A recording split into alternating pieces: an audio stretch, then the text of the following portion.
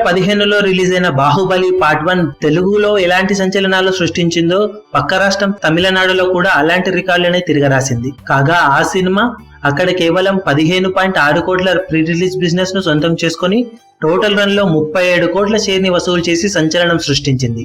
తమిళ గడ్డలో తెలుగు సినిమాలు ఆడవు అన్న అపవాదుకి ఈ సినిమా చరమాంకం పాడి కొత్త రికార్డులతో సంచలనం సృష్టించింది.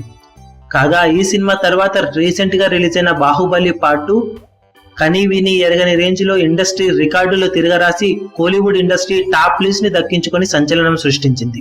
అలాంటి చోట ఇప్పుడు సూపర్ స్టార్ మహేష్ బాబు నటిస్తున్న లేటెస్ట్ మూవీ స్పైడర్ కూడా సంచలన ప్రీ రిలీజ్ బిజినెస్ ను దక్కించుకొని కోలీవుడ్ లో all time second pre release business ను సొంతం చేసుకున్న సినిమాగా చరిత్రకెక్కింది.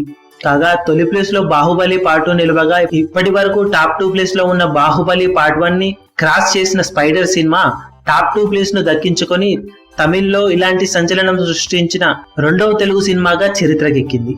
ఏఆర్ మురుగదాస్ లాంటి కోలీవుడ్ టాప్ డైరెక్టర్ దర్శకత్వంలో ఈ సినిమా తెరకెక్కుతుండటంతో తమిళ్లోనూ సినిమాపై మంచి అంచనాలు ఏర్పడగా ఈ బిజినెస్ తో తమిళ్లో సినిమాపై ఎలాంటి అంచనాలు ఉన్నాయో తేట తెల్లమయ్యాయి.